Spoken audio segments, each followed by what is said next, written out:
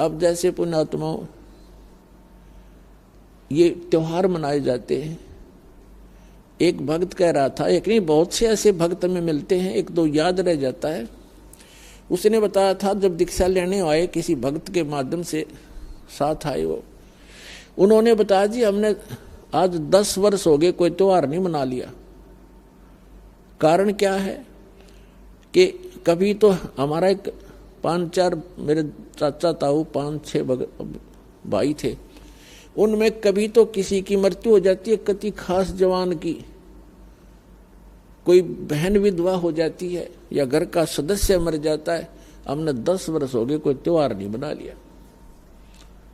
तो पुण्यात्माओं अब वो त्योहार क्यों नहीं मना रहे?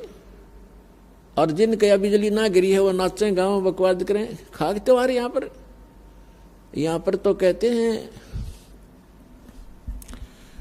परमात्मा कहते हैं कि यदि आपको समर्थ की शरण मिल गई फिर तो यहां आप खुशी मना सकते हो, और वो खुशी भी राम नाम में, भक्ति में।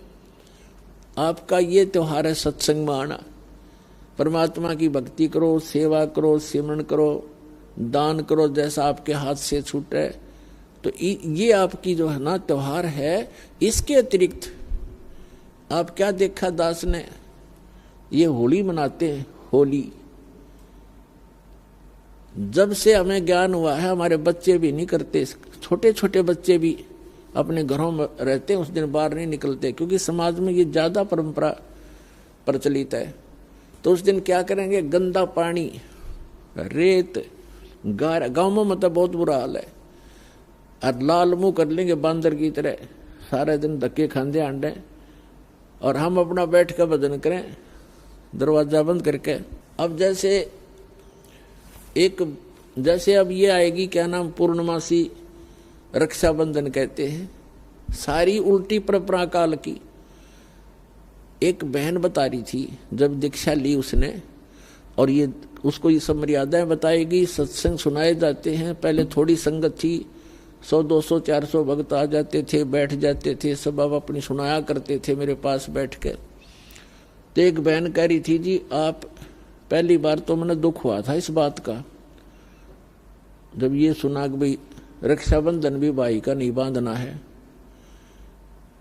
तो अब मुझे पता चला कि मैं रक्षाबंधन वाले दिन अपने भाई के रक्षा बांधने के लिए गई थी, रक्षाबंधन राखी बांधन खातिर गई थी, और मेरा भाई किसी कामवश मोटरसाइकिल पर गया हुआ था और उसकी इंतजार कर रही थी। अब क्या हुआ कि शाम के समय दुर्घटनाग्रस्त हो गया मेरा भाई, मृत्यु होगी, और उसका शव आया। ओए होए, अब पुण्यात्माओं हम रक्षाबंधन किस लिए बांधते हैं भाई का, बहन, कि हमारी रक्षा करे। अब जब वो अपनी ही रक्षा नहीं कर सका, भाई की रक्षा, बहन की रक्षा कहां से कर देगा?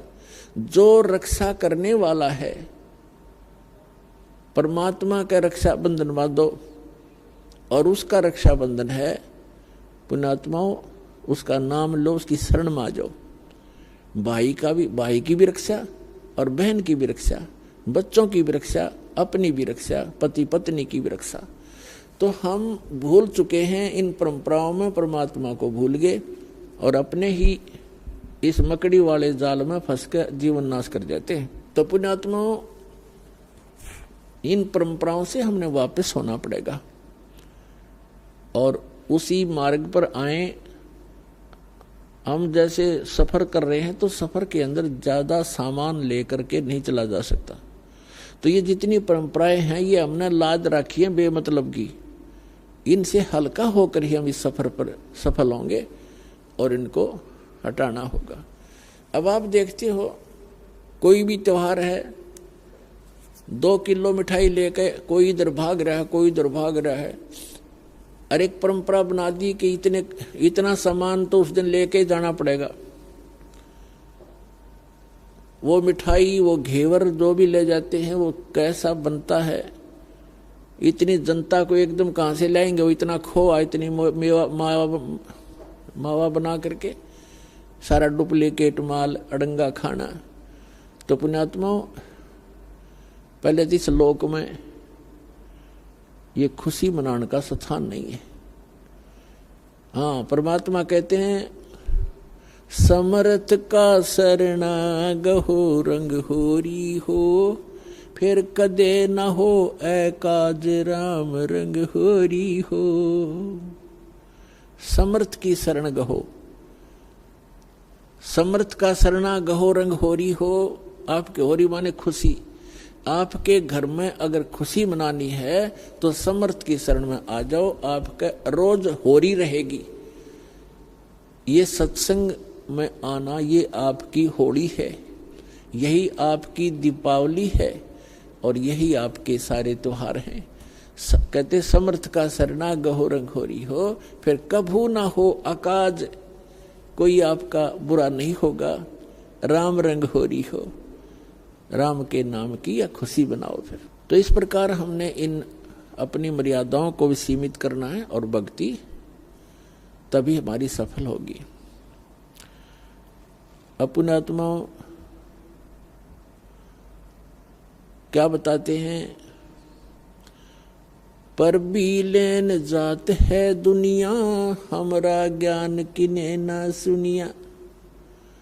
परमात्मा कहा करते कि चारों युग में संत पुकारे, कूक कहा हम हेल रे, हीरे माणिक मोती बरसें, ये चग चुगता डेल रे।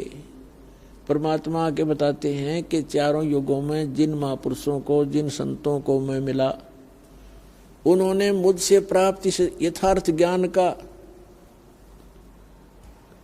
सब जगह प्रचार करने की चेष्टा की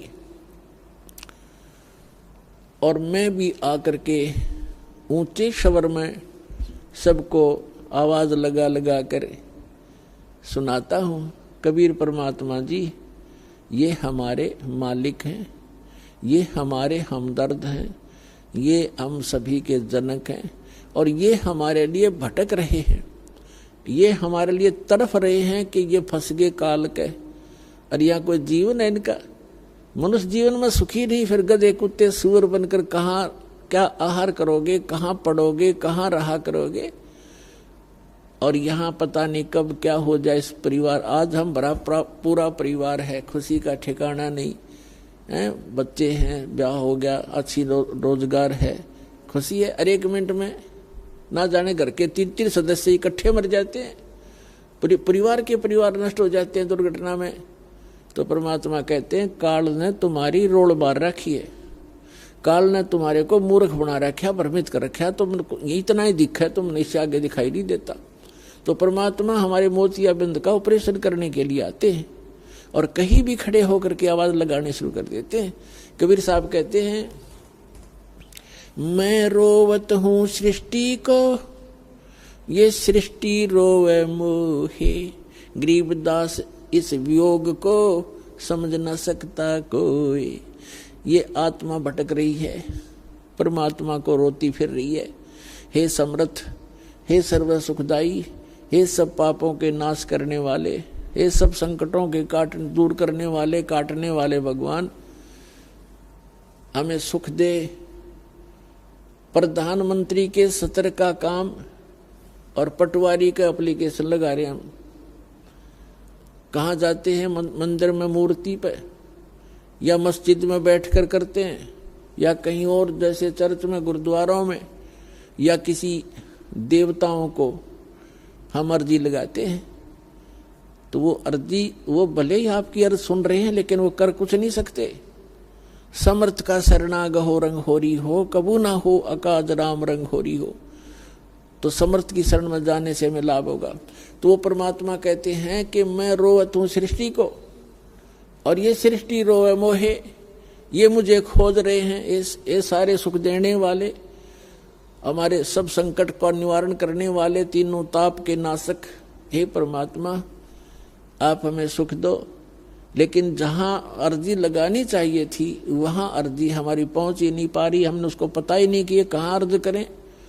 तो यहां परमात्मा कहते हैं आप मेरे लिए भटक रहे हो और मैं तुम्हारे लिए भटक रहा हूं। हमारे इस वियोग को, हमारे बीच में जो ये दीवार खड़ी कर दी अज्ञान की, इसको कोई समझ नहीं सकता।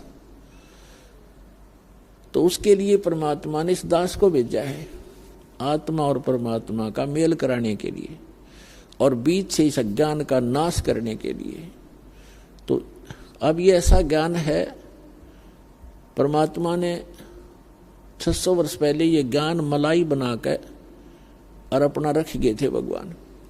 लेकिन पुण्यात्माओं, कबीर सागर, कबीर वाणी, कबीर बीजक, कबीर साखी, कबीर दुहावली, कबीर शब्दावली, ये तो एक समझो वन है, वन एक बहुत बड़ा फॉरेस्ट है। और वेद क्या करता है, उस फॉरेस्ट से जो आवश्यक जड़ियां होती हैं वो चुन लेता है और उनकी जड़ी बना लेता है और फिर रोगी को खिला देता है। दो खुराकों में उस औषधि से वो स्वस्थ हो जाता है। तो इसी प्रकार ये कबीर सागर परमात्मा का दिया हुआ जो ज्ञान, ये अथाह ज्ञान है, ये तो एक फॉरेस्ट है। इसमें हर प्रकार की जड़ी वो हैं, पौधे पेड़, और इस दास को पारखू वैद बना दिया। दास ने वो निकाल ली अनमोल रतन, इसके अंदर वो जड़ी बूटियां भगवान इसी में बीज के चले गए थे। अन्य कबीर पंथियों को उनका पता नहीं लगा क्योंकि वो वैद नहीं थे, वो नकली वैद का बोर्ड लगा रखा था उन्होंने, वो समझ नहीं सके इस अनमोल ग्रंथ को। तो पुण्यात्मा वो जड़ी ईबदास ने निकाल ली है और आपके लिए दे दी है। तो अब आप परमात्मा को पहचानोगे, उसके लिए सारा कुछ किया भी स्वयं ही है। परमात्मा ने कहा था 600 वर्ष पहले, जब धर्मदास जी बहुत व्याकुल हो गए थे। धर्मदास जी को आप खूब समझते होंगे। धर्मदास जी, आदरणीय धर्मदास साहिब जी एक बहुत ही पुण्यकर्मी प्राणी थे। और विचार करो पुण्यात्माओं, जिसके साथ भगवान रहे, साथ साथ फिरे, उससे पुण्यात्मा कौन होगा। साथ रहे, लेकिन हम समझ नहीं सक पाए क्योंकि परमात्मा कहते मैं रोवत हूं सृष्टि को, सृष्टि रोए मोहे। और गरीबदास इस योग को समझ नहीं सकता कोई।